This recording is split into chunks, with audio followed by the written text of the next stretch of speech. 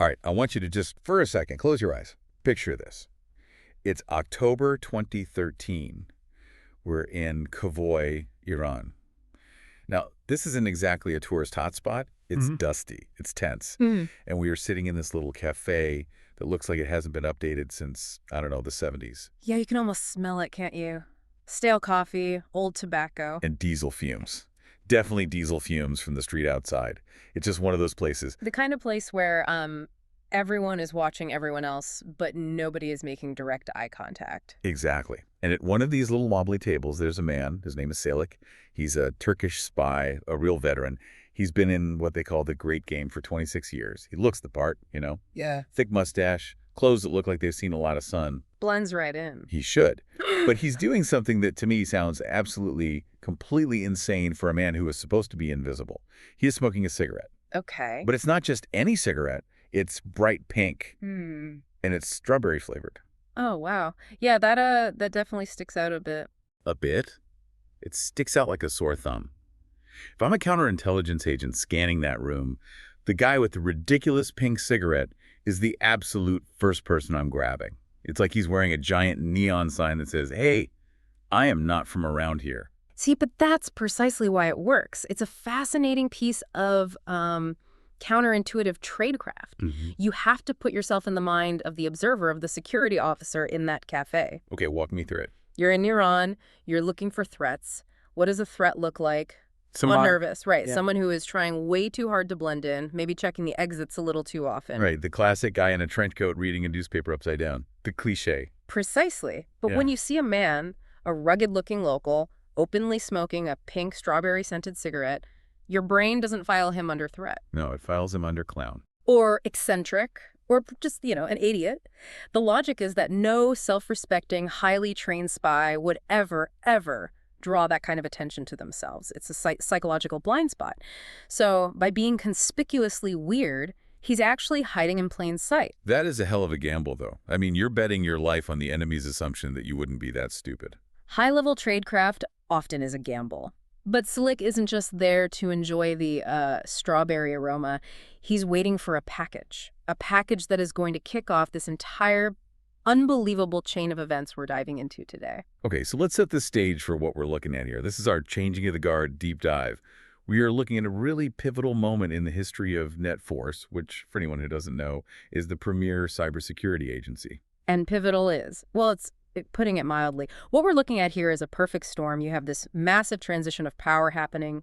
The legends, the founders of the agency, they're all retiring at the same time. A leadership vacuum. A huge one. And right at that exact moment of institutional weakness, a ghost from the Cold War decides it's time to wake up. And for this, we have a mountain of sources. We got the actual operational transcripts from this handoff in Iran. We have internal Net Force logs, psychological profiles of a billionaire industrialist who is, well, slowly losing his mind. I can't. And we've also got some very, very dense medical reports about a coma that, I mean, calling it just a coma barely even scratches the surface. So our mission today is to try and weave all these different threads together. We need to explain how a dusty old zip disk passed in a teapot in Iran leads directly to a high-speed assassination attempt on an American highway. And why a billionaire in a Manhattan penthouse is absolutely terrified of a list of names from the 1960s. It all comes back to that pink cigarette. So let's go back to Selig in that cafe. He's waiting for his contact, a guy named Kokmak. And Selig, the file says, is a guy who takes time very, very seriously. He's old school. Yeah. The man who trained him was a legend in Turkish intelligence, a guy they called Hardass. Very. But Hardass drilled this philosophy into Selig from day one. Anything short of a nuclear bomb is not an acceptable excuse for being late. Wow. And the follow-up to that was, and even then, the bomb better have killed you. So punctuality is literally a survival trait for him. In their world, absolutely. Think about it. If a meeting is set for 12:00 sharp and your contact strolls in at 12:05, what happened in those 5 minutes? They could have been picked up. Exactly. They could have been turned. They could be wearing a wire. They could be leading you into a trap that's being set up right now. That 5-minute gap is 5 minutes of lethal uncertainty. So when Kalkmak finally walks in and he's late, Selig is already on high alert. He's vibrating with tension. And Kalkmak doesn't look good. The report says he's sweating, he smells like fear, he's carrying a folded newspaper. Which holds the package, But Selig isn't even looking at the newspaper. He's a professional. He's looking at Cockmack's eyes, and he sees it, just for a split second. A tiny flicker of a glance toward the door. The universal sign of betrayal. That little glance says everything. It says, I brought friends, and they are waiting right outside for my signal. Now, I feel like most people in that situation, you'd freeze up, or maybe you'd try to talk your way out of it. Selig does not do that. No. He goes from 0 to 100 immediately. He doesn't wait for a gun to appear. He doesn't ask questions. He picks up his cup of coffee, which, knowing those places, was probably scalding hot, and he throws it right in Cockmack's face. Brutal. But incredibly effective. It blinds the immediate threat, Cockmack, and it creates chaos. The soldiers who are waiting outside, they hear the scream, they start to rush in, but that single cup of coffee has bought Selig maybe 3 seconds of confusion, and 3 seconds is an eternity. And he uses it. He sprints to the kitchen. He doesn't have a weapon, so he improvises, grabs a big carving knife off a rack. A soldier tries to come in the back way. Selig stabs him, and then he bursts out into the alley. He needs a vehicle. Now. And like something out of a movie, there's an old BMW motorcycle parked there. The sources are a little fuzzy on whether he hotwires it or the keys were just in it, but either way, he gets it started and takes off. But now he's in a chase. He's roaring down these dirt roads, trying to make a run for the Turkish border. And this is not a clean getaway at all. The soldiers are right behind him, and they open fire. He gets hit. A bullet punches right through his kidney. A through-and-through shot, the report called it. I can't even imagine that. Riding a motorcycle on a bumpy dirt road with a hole in your kidney. Adrenaline is a hell of a drug. He somehow manages to keep the bike upright. He literally bleeds his way across the border into friendly territory. He delivers the package to his handler, and then he dies. He dies. He bleeds out. He completed the mission, but the wound was fatal. The package was delivered, but it cost him his life. So, this package had better be worth it. What was in the newspaper that was so important? A single zip disk. A zip disk. Wow. That dates it right there. I don't think I've even seen one of those since college. It's definitely older tech. And the label on this disk, written in Arabic script, says, Mosque by the Sea, Tourist Photos. Which sounds like the most boring slideshow in the history of the world. Here's the minaret from the left, and here it is from the right. And that's the whole point. It's designed to be boring. If a border guard stops you, if customs checks the disc, all they see are some innocuous pictures of a mosque. They get bored, they wave you through. But this disc doesn't end up in a tourist photo album. It ends up at Net Force headquarters in Quantico, Virginia. And it lands on the desk of a man named Jay Gridley. Okay, we need to spend some real time on Jay Gridley. Because when you think of a government agent, you're probably picturing a guy in a suit with an earpiece. That is not Jay. Not at all. Jay Gridley is the absolute archetype of the eccentric genius. He's the guy who understands that the digital world is just as real and in its own way, just as physical as the real world. He is the head of the VR decryption team at Net Force. Why VR, though? I always wonder about this with these sources. Is it just because it sounds cool in a report, or is there a real practical reason for it? What? Why put on a headset and walk around a virtual room to crack a code? Why not just, run a script on a monitor? That is a fantastic question, and it actually gets to the very heart of how Net Force operates and why they're so successful. It all comes down to bandwidth. Okay, bandwidth. When you are sitting and reading lines of code on a flat, two-dimensional screen, you are using a very, very narrow sliver of your brain's total processing power. You're using your language centers, you're reading linear text left to right, line by line. It's methodical, but it's slow. It's a bottleneck. It's like trying to drink a milkshake through a tiny little coffee stirrer. Exactly. It's a perfect analogy. But the human brain, it evolved over millions of years to do something else incredibly well. Process complex, three-dimensional environments almost instantly. We can spot a predator hiding in tall grass. We can judge the distance to a tree branch. We can track a bird flying across the sky all at the same time. Our spatial and visual processing power is massive compared to our ability to just read text. So Gridley is basically trying to hack his own brain to open up that bottleneck. He's trying to widen the data pipe by converting raw, abstract data into a 3D landscape, a river, a mountain, a room. He allows his powerful subconscious pattern recognition abilities to take over. He can literally see an anomaly as, say, a misplaced rock in a field, or a stream that's flowing the wrong color, rather than having to read 10,000 lines of code to find one missing semicolon. So let's talk about the specific metaphors he uses for this mosque photos disk. He doesn't just open the files, he goes into a custom simulation. He starts with what he calls the gold miner scenario. He enters the VR space, and he's dressed as a prospector from the California gold rush. He's got the flannel shirt, the muddy boots, the whole 9 yards. And the data is, what, the river? The data stream is the river. The dirt in the river is all the innocent cover files, the actual tourist photos of the mosque.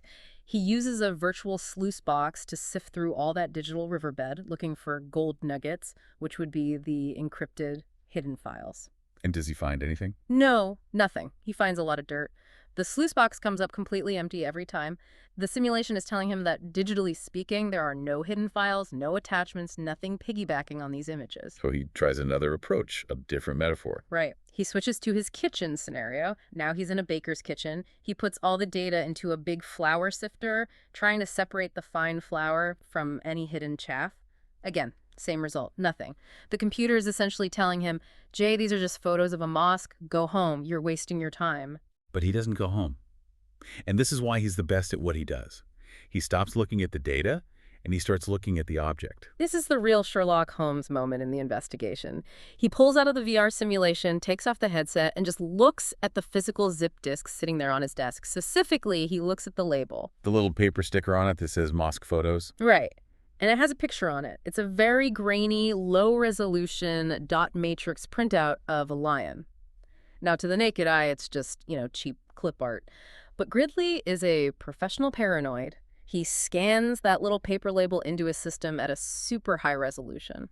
And what does he find in the picture of the lion? Steganography. Break that down for us. What's the difference between that and a regular cryptography? It's a great distinction. Cryptography is about scrambling a message so that if someone finds it, they can't read it. Steganography is the art of hiding the message so that no one even knows it exists in the first place. Gridley realizes that the tiny black and white dots that make up the dot matrix image of the lion aren't random at all. They form an incredibly dense, high-capacity 2D barcode. So the secret code wasn't on the disk itself, it was the disk, the sticker on the disk. Exactly. They hid the secret not in the data, but in the packaging for the data.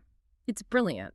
But, of course, finding the barcode is just step one. Now he actually has to read it, and this is what brings him back into VR. Gridley builds a brand new virtual environment specifically to crack this code. He builds a Tomb Raider-style Amazonian temple. Why a temple? What's the connection? Well, the cover story on the disc was religious, right? Mosque by the Sea tourist photos. Gridley theorizes that the encryption key, the way to unlock the data, must be related to that religious theme. He's got this barcode, but it's just a square of digital noise. It has no orientation markers, no this side-up arrow. If you scan it left to right, you get gibberish. Top to bottom, more gibberish. To the logic puzzle. A very clever one. He realizes he needs to orient the data correctly before he can even begin to decrypt it. Muslims pray facing Mecca. So in his VR temple, he creates a large empty room. The floor is made of stone tiles. And below all the tiles is a giant snake pit. That's the fail state. Okay. To walk across the room safely, he has to step only on the stones that correspond to the exact compass direction of Mecca relative to the location in Iran where the photos were taken. That is incredibly specific. Yeah. So he's using the physical geometry of the real world, the direction of the city, to unlock a digital code. It's brilliant, isn't it? As he steps on the correct Mecca stones in the simulation, the computer behind the scenes reads the blocks of data from the barcode in that specific diagonal sequence. And it works. The code aligns. The gibberish starts to form coherent data. He makes it across the room. He picks up a jeweled scepter from an altar, which is just the visual representation of the decrypted file. And the file opens on his virtual display. And it is definitely not pictures of a mosque. No, it's a list. A long, detailed list of Soviet sleeper agents. Operatives planted by the KGB back in the 1960s and 70s, stationed all across the Middle East and Africa. This is a massive intelligence win. Yeah. We're talking about finding needles in haystacks that have been sitting there for 40 years. Absolutely huge. Some of these people on the list are dead, of course. Yeah. But some are retired government officials, some are still active in business or industry. It's a complete roadmap of the old Soviet shadow network, a historical document with very modern implications. But there's a catch, right? Gridley notices something is wrong as he keeps decoding. The algorithm, it changes. That's right. The list is organized geographically. He successfully decodes the Middle East section. He decodes the Africa section. But when the list gets to the Western Hemisphere specifically, the Americas, the Mecca key, stops working. The encryption algorithm shifts to something new, something he doesn't have the key for. The American list remains locked. And that locked list is the ticking time bomb at the center of this entire story, because there are some names on that American list that are very, very important to some very, very powerful people. Which brings us to our villain, or, well, maybe antagonist is a better word, because from his own perspective, he's the hero of his own story, Samuel Walker Cox. Samuel Walker Cox, the CEO and founder of Transplanted Chemical, a billionaire several times over, a titan of industry, a philanthropist. And a man who's living a life of quiet, all-consuming, desperate terror. Let's profile this guy, because the details we have in the source material, they paint a very, very specific picture of a man obsessed with control. Oh, absolutely. Let's just look at his morning routine for a second. He works out every morning in his private office, which is, by the way, a bulletproof penthouse suite overlooking Manhattan. He doesn't have a personal trainer. He uses a Stairmaster, and he uses it for exactly 26 minutes. Not 30. Not a nice round number. 26. 26 minutes. Why? Because he has calculated that 26 minutes is the minimum effective dose for maintaining his cardiovascular health. Any less is unhealthy, any more is a waste of his billable time. He applies cost-benefit analysis to his own body. That's almost sociopathic. It's extreme pragmatism. Cox views his own body as just another asset to be managed, just like a chemical factory or a stock portfolio. His personal motto, which comes up again and again in the psych profile, is done is done. He doesn't agonize over decisions, he makes them, and he moves on. No regrets. But there's one decision he made 40 years ago that he can't move on from. And it's eating him alive. He was a college student in the 60s. You have to imagine the era, the counterculture movement, anti-war protests, a lot of naive idealism floating around university campuses. A Soviet recruiter approached him, and in his young mind, Cox thought he was being a revolutionary. He thought he was helping to balance the superpowers. He didn't think he was a traitor to his country. No, not at all. He saw himself as a citizen of the world. He took some money from them, basically a scholarship. He agreed to be a mole in waiting. He never actually did any real spying. He didn't steal nuclear codes or anything dramatic. He took the money. He signed the receipt. But in the world of intelligence, a receipt is a leash. It's a leash for life. You sign that paper, you take that cash, and they own you forever. For 40 years, the Soviets and then their successors, the Russians, they left him completely alone. He graduated, built his business empire, became a billionaire. He probably convinced himself it never even happened. A youthful mistake. Until the phone rings. Enter a mysterious figure known only as Vrak. It's Russian for the doctor. He might be a handler from the old days, or maybe just a freelancer who bought the old KGB files. He calls Cox and says, basically, we know about the Net Force disk. Your name is on the encrypted American section. If they crack it, you're finished. And the stakes for him are total. If that list comes out, Cox isn't just fined or embarrassed. He's completely ruined. His company collapses. His legacy is destroyed. And he will almost certainly spend the rest of his life in a federal prison for treason. So the pragmatist in him kicks in. Done is done. He can't go back in time and unsign that receipt from 1968. But what he can do is stop the decoding process. Permanently. But Cox is a CEO. Yeah. He's a corporate predator, not a hitman. He can't do this himself. No. He needs a fixer. And this introduces one of the most interesting and, frankly, terrifying characters in the entire file. Edward Natadze. Natadze. He's a Georgian from the country in the Caucasus, not the state. He's a thug, an enforcer, a killer, but also a classical musician. This part seems so bizarre. The contrast is just delicious, isn't it? Natadze is a brutal, violent man. He hurts people for a living. But in his private life, he is a connoisseur of classical guitar. He owns a Daniel Friedrich guitar. We're talking about a $40,000, maybe $50,000 handcrafted instrument. Why does a guy who breaks kneecaps for a living care so much about delicate classical music? It doesn't track. I think it's about discipline, about order. To play classical guitar at that high level requires an obsessive, almost fanatical attention to detail. Every single fingernail on your right hand must be filed and shaped perfectly. Every note has to be precise and clean. Natadze applies that same fastidious, perfectionist nature to his violence. He hates mess. He hates sloppiness. Which is why he owns a Korth revolver. The Korth Combat Magnum. It's known as the Rolls-Royce of revolvers. It's German engineering at its finest. Each one is hand-built by a single master gunsmith. They cost about $5,000.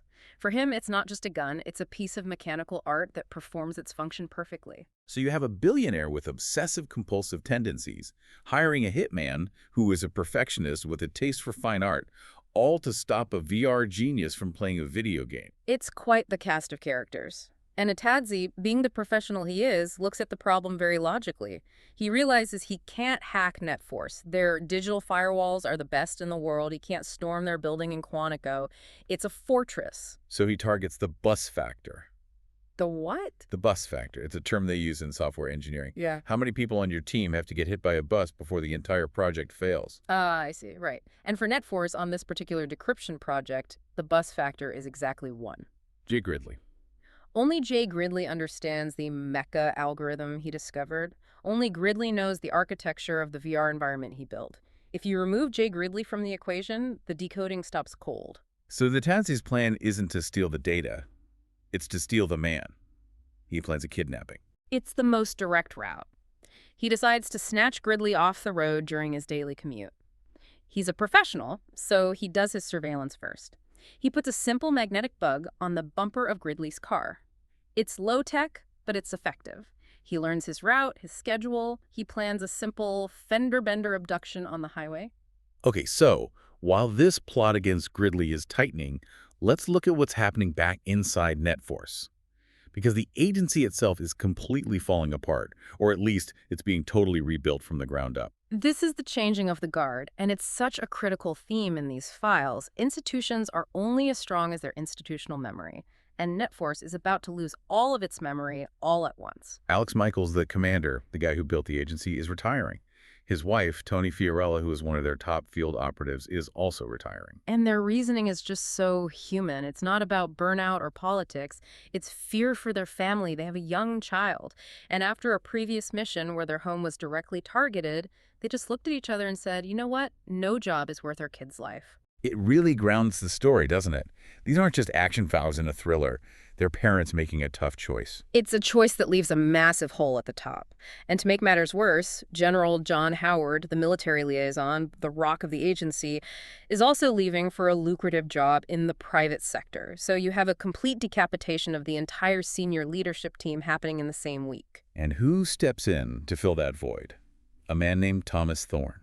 Thorne is a really fascinating choice for this role. He's not a spy, he's not a soldier, he's a tech billionaire from the private sector.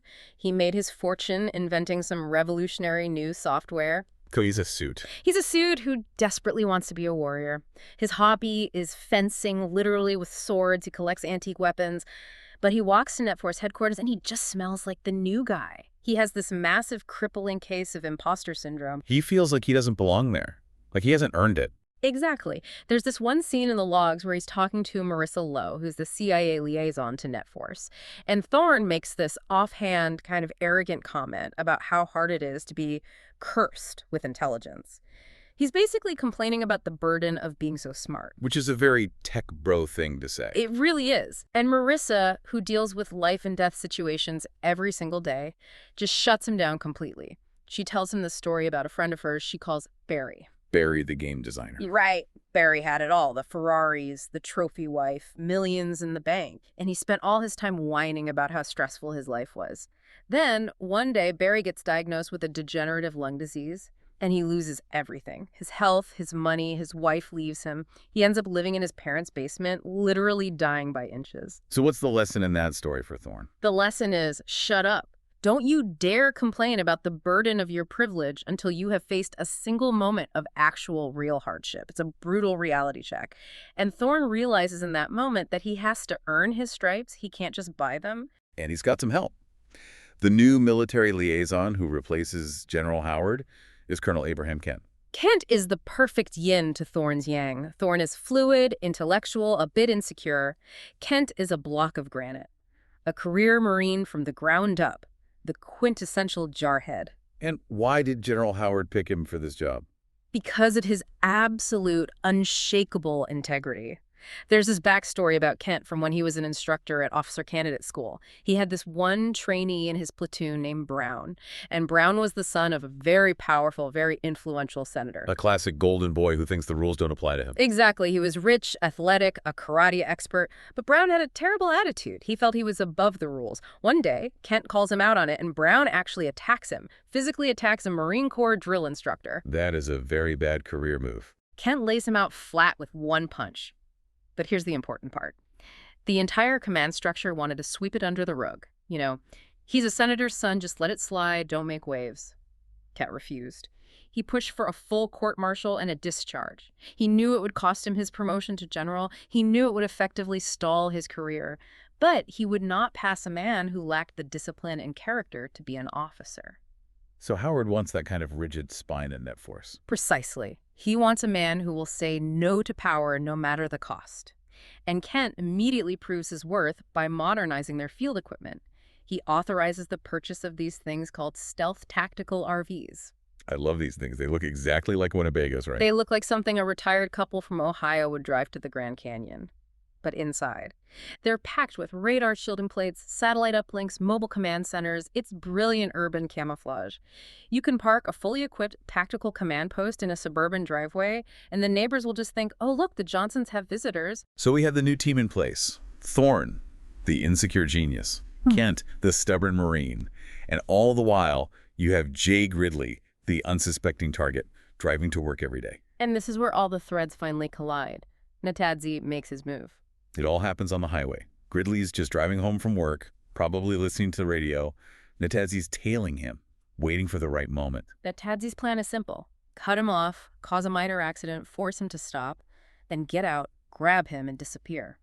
He's expecting Gridley to be a soft target, a nerd, a desk jockey who will freeze up. But Gridley panics. Gridley isn't a field agent. He's a programmer. He sees a strange car cut him off, and then he sees a man getting out of that car holding a gun. Fight or flight kicks in. Gridley chooses flight. He slams his car into reverse right there in the middle of a busy highway. And that one unpredictable move, that one moment of panic, ruins everything for the perfectionist Natadze. It's the chaos factor you can never plan for. Gridley's car lurches backward unexpectedly. Natadze is walking toward him, gun drawn, that beautiful, expensive Korth revolver. But as the car moves, Natadze has to adjust, and he slips. Maybe it was an oil slick on the road, maybe just bad footing on some gravel. The report isn't clear. He slips. He slips, and his finger is on the trigger. His hand clenches as he tries to catch his balance, and the gun goes off. An accidental discharge. A complete and total accident. But physics doesn't care about intent. The bullet hits the windshield of Gridley's car. The safety glass makes it fragment, and a spray of those jacketed fragments slams into Jay Gridley's head. Gridley's car, now without a driver, careens across the median into oncoming traffic, causing this massive pileup. And Tadze is left standing there, gun smoking, with a failed kidnapping and a potential murder on his hands. So he does the only thing he can do. He runs, he gets back in his car, and flees the scene. And the next time we see him in the files, he's in a rented machine shop in a warehouse district in Brooklyn. Doing what? He is melting down his gun. The $5,000 Korth revolver. He takes an oxyacetylene torch to it. He systematically turns that masterpiece of German engineering into a worthless, unrecognizable puddle of slag. That has to hurt him on a deep, personal level. It's not just a tool for him. It must have broken his heart. But he knows ballistics. If the police find even a tiny fragment of that bullet and they can somehow trace it back to that gun, he's finished. It shows you his priority. Survival over sentiment. He is willing to destroy what he loves in order to save his own skin. So Natadze's in the wind. The police think it's just a tragic road rage incident. How does Cox, the man who ordered all this, react to the news? Cox is relieved. Relieved. His hitman just botched the job and shot a guy in the middle of a highway. But Cox is a pragmatist. Done is done. The objective wasn't to kidnap Gridley. The objective was to stop the decoding. Now, Jay Gridley is in a coma. The decoding has stopped. Therefore, from his cold, logical perspective, the mission is a success. He's angry at the sloppiness, but he's happy with the result. He washes his hands of it. But the decoding hasn't just stopped. It's trapped, because now we have to go inside Jay Gridley's head. This is part 5, the internal struggle. And this is where the story gets really wild and, frankly, very speculative. We are exploring this subjective first-person experience of being in a deep coma. So Gridley wakes up, but he's not in hospital. He wakes up on a beach, a perfect tropical beach. But it's too perfect. The resolution is too high, the colors are too vivid, it feels artificial. And he thinks he's in one of his own VR simulations. That's his first thought. He's the master of these digital worlds, so he tries to bring up a command menu, he tries to pause the waves, he tries to fly. Nothing works. He has no admin privileges in his own mind. That has to be terrifying. For a guy like Jay, who is all about control, being trapped in a simulation you can't control is the ultimate hell. And then the pain starts. The physical trauma to his brain, the swelling, the cellular damage, it begins to manifest in the dreamscape. He describes the feeling as being God with a headache, and then he sees it. A tiger, stalking him through the jungle at the edge of the beach. Why a tiger? It's a recurring trauma symbol for him. It's a callback to a previous Net Force mission where he was nearly killed. The tiger is the physical manifestation of his fear and his body's fight for survival. The tiger is hunting him. And Gridley realizes on a deep level that he is dying. But he's a scientist, even in his own dream. He starts trying to diagnose himself from inside the coma. This is my favorite part of the whole file. It's incredible. He analyzes his own state of consciousness. He notices that the dream world is moving slowly, rhythmically. The waves on the beach have a slow, deep pulse. He deduces that he must be in a delta wave brain state. Okay, we should probably explain that. The Yeah. difference between beta waves and delta waves. Think of your brain like a car engine. Right now, as we're talking, you and I are in a beta wave state. That's high RPMs, fast, choppy electrical waves in the brain. Your engine is redlining, you're processing information, speaking, thinking. Got it. We're in high gear. Right. But when you are in a deep, dreamless sleep or a profound coma, your brain shifts into a delta wave state. That's very low RPMs. Slow, rolling, rhythmic waves. The engine is just barely turning over, just idling. So Jay is stuck in neutral. He's idling. He's stuck in the slow lane. And because he's a genius, he realizes that to wake up, he needs to speed the engine back up. He needs to manually shift his brain from the slow rhythm of delta back up to the high-frequency chaos of beta. But how do you do that when you can't even move a muscle? Visualization. He tries to overclock his own brain. He focuses all his remaining consciousness on visualizing heat. He imagines lava flowing under the sand of the beach. He imagines being inside a centrifuge, spinning faster and faster and faster. He's trying to consciously force his neurons to fire more rapidly, to break the slow hypnotic rhythm of the coma. And does it work? Almost. For a terrifying, beautiful moment, it almost works. He manages to create a spike in his brain activity. The beach dissolves, and he briefly hallucinates being in a hospital room. He can hear a voice, a nurse maybe, saying, "He's coming around, doctor," but he can't hold it. The engine stalls out, he doesn't have the energy, he crashes back down into the dreamscape, and the tiger is closer than ever. It's such a tragic moment. He knows the way out, but he just doesn't have the strength to walk through the door. Meanwhile, back in the real world, the new commander, Thomas Thorne, is trying to figure out what happened. And this is where that bus factor comes back to bite Net Force hard. Thorne realizes that Gridley, being the security paranoid that he is, password protected everything. Of course he did. He's the top cybersecurity guy. The decryption program he wrote, the notes on the mecha algorithm, all of his operational logs, it's all locked down behind layers of Gridley's personal encryption. So Thorne, the commander of Net Force, has to essentially hack his own top employee just to continue the mission. He has to break into Gridley's virtual reality office. He uses a top-level emergency override. And there's this eerie moment described in the logs where Thorne puts on a headset and steps into the digital space that Jay Gridley built.